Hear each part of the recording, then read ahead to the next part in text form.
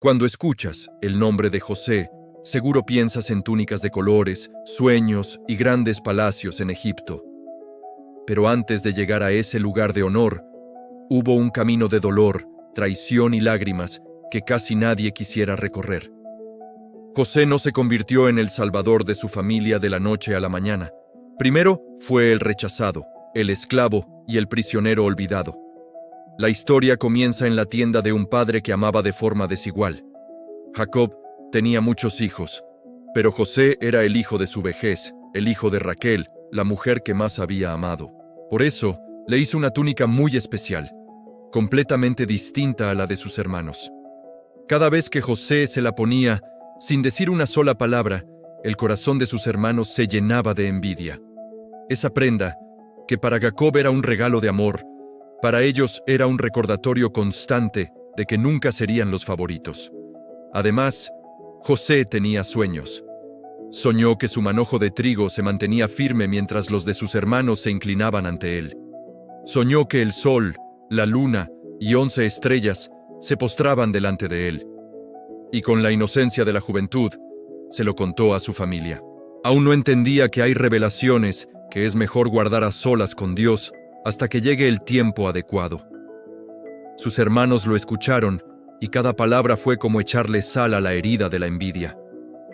Ya no solo lo odiaban porque su padre lo prefería, ahora lo odiaban porque sus sueños parecían ponerlo por encima de todos. Un día, Jacob envió a José a buscar a sus hermanos al campo. Parecía una tarea sencilla, un simple recado. Ve a ver cómo están y tráeme noticias. José salió con su túnica, sin saber que ese sería el último camino que recorrería como un hijo libre. Cuando sus hermanos lo vieron a lo lejos, reconocieron la túnica antes que su rostro, y se dijeron: «Ahí viene el soñador. Vamos a matarlo y veremos qué pasa con sus sueños». La primera gran herida de José fue esta. El odio no vino de un enemigo lejano, sino de aquellos que compartían su propia sangre. Le arrancaron la túnica como quien arranca un símbolo que detesta. No solo le quitaron la ropa, quisieron arrebatarle su identidad. Lo arrojaron a una cisterna vacía y oscura. En el fondo de ese hueco frío, José escuchaba las voces de arriba. Mientras él temblaba en la oscuridad, ellos se sentaron a comer. El sufrimiento de uno no detuvo el apetito de los demás. En ese pozo, José tuvo tiempo para hacerse muchas preguntas. ¿Dónde está mi padre? ¿Qué hice para merecer esto? ¿Dónde está el Dios de mis sueños ahora? Pero solo recibió el eco de sus propios sollozos como respuesta. Esa es una parte terrible de su dolor. La sensación de abandono justo después de haber creído que Dios tenía un gran plan para él. Finalmente, en lugar de matarlo, decidieron venderlo como esclavo a unos mercaderes que iban hacia Egipto. Sus manos fueron atadas. Lo alejaron de su casa, de su lengua, de su cultura. El muchacho de los sueños, que creía que un día estaría en un lugar alto, ahora caminaba encadenado hacia una tierra extraña. Mientras el polvo del camino le cubría el rostro, quizás volvía a ver en su mente las imágenes de su padre, de su hogar, de la túnica que ya no tenía. Ese fue otro sufrimiento, saber que estaba vivo, pero que para su familia sería como si estuviera muerto. Con la túnica manchada con sangre de un animal, sus hermanos volvieron a Jacob. El padre, al ver la prenda desgarrada, creyó que una bestia había devorado a su hijo. Se rasgó las ropas y lloró sin consuelo. José sufría lejos, sin saber que su padre también sufría creyendo que él ya no existía. El dolor se dividió en dos tierras, uno en Canaán, otro en Egipto. La distancia y la mentira habían partido a la familia. En Egipto, José fue vendido como esclavo en la casa de Potifar, un oficial importante del faraón. Por fuera, su identidad había sido rebajada, de hijo amado a esclavo sin derechos, pero Dios no lo abandonó. José decidió seguir siendo fiel, incluso en la tierra del sufrimiento. Trabajó con excelencia. Todo lo que hacía prosperaba. Potifar vio esto y lo puso a cargo de toda su casa. Sin embargo, hasta en la prosperidad había una sombra. La esposa de Potifar comenzó a mirarlo con deseo. Día tras día lo invitaba a acostarse con ella. José estaba lejos de su casa, lejos de su padre, sin nadie que lo viera o defendiera. Pero aún en esa soledad, tenía algo muy claro. ¿Cómo haría yo este gran mal y pecaría contra Dios? No solo rechazó a la mujer, rechazó la idea de traicionar al Dios que lo sostenía. Un día, ella lo agarró por la ropa y él huyó, dejando la prenda en sus manos. Pero la fidelidad tuvo un precio muy duro. Ella lo acusó falsamente. Dijo que él había intentado aprovecharse de ella. La misma ropa que antes lo metió en problemas con sus hermanos, ahora otra prenda lo metía en problemas con su amo. José fue llevado a la cárcel, no por hacer algo malo, sino por hacer lo correcto. En prisión, su sufrimiento tomó otro rostro, la injusticia. Había sido leal a Dios, había trabajado con integridad, había huido del pecado. Y aún así, terminó tras las rejas. Muchos en su lugar habrían renunciado a creer en un Dios bueno. Pero José volvió a hacer lo que sabía hacer, ser fiel donde estaba. El jefe de la cárcel vio que él era diferente y lo puso a cargo de los otros presos. En la oscuridad, José siguió brillando con la pequeña luz que tenía. Allí conoció al copero y al panadero del faraón. Ambos tuvieron sueños extraños, y José, con la ayuda de Dios, interpretó lo que significaban. Al copero le dijo que sería restituido a su puesto, y le hizo una petición sencilla. Acuérdate de mí cuando estés delante del faraón. Pero cuando el copero salió en libertad y volvió a su posición, se olvidó de José. Pasaron 2 años completos. 2 años de silencio, de espera, de rutina de cárcel.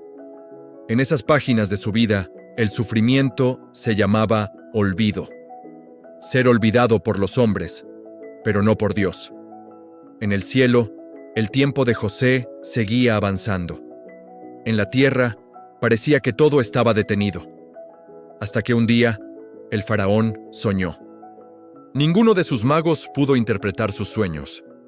Solo entonces, el copero recordó, de repente, a ese joven hebreo que interpretaba sueños en la prisión. José fue sacado de la cárcel, afeitado, vestido y presentado ante el faraón. En solo unos momentos, pasó de la oscuridad del calabozo a la luz del palacio. Pero no fue magia, fue el resultado de años de procesos invisibles.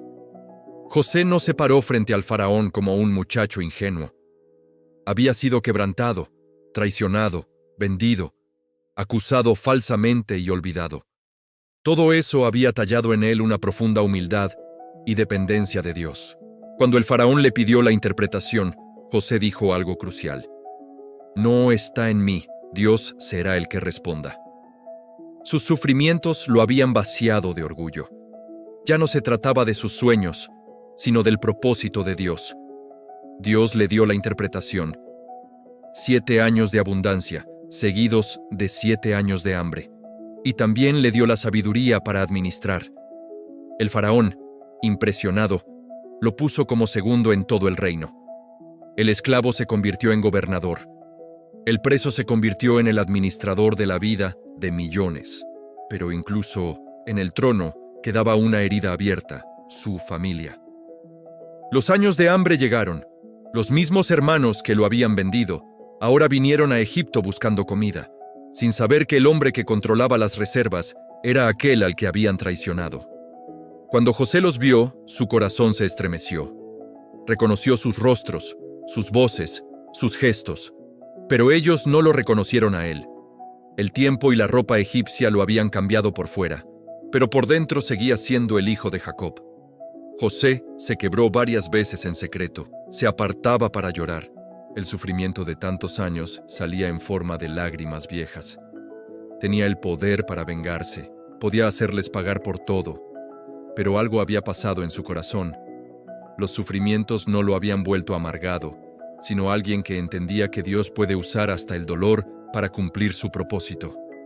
Al final, se reveló a sus hermanos. Las primeras palabras de ellos fueron de miedo. Ahora nos hará pagar.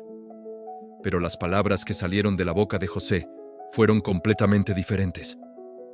No se entristezcan ni se enojen por haberme vendido, porque para preservar la vida, Dios me envió delante de ustedes.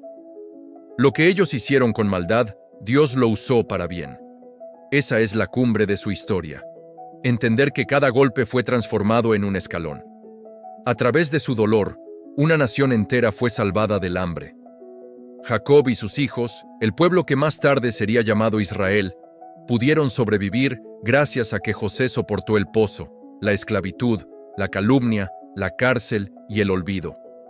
Los sufrimientos de José no fueron pequeños, pero en todo momento, Dios lo estaba preparando para sostener a otros. Su historia nos grita que el dolor no es el final cuando Dios está en medio, que lo que hoy parece injusto, mañana puede ser la llave para abrir puertas de salvación a muchos. José, el que lloró en un pozo, terminó diciendo algo que lo resume todo. Vosotros pensasteis mal contra mí, mas Dios lo encaminó a bien para hacer lo que vemos hoy, para mantener en vida a mucho pueblo. Así, el sufrimiento del hijo despreciado se convirtió en la historia del hombre que, con la ayuda de Dios, salvó a Israel. Si esta historia te ha tocado el corazón, compártela y suscríbete para más contenido como este. Gracias por acompañarnos.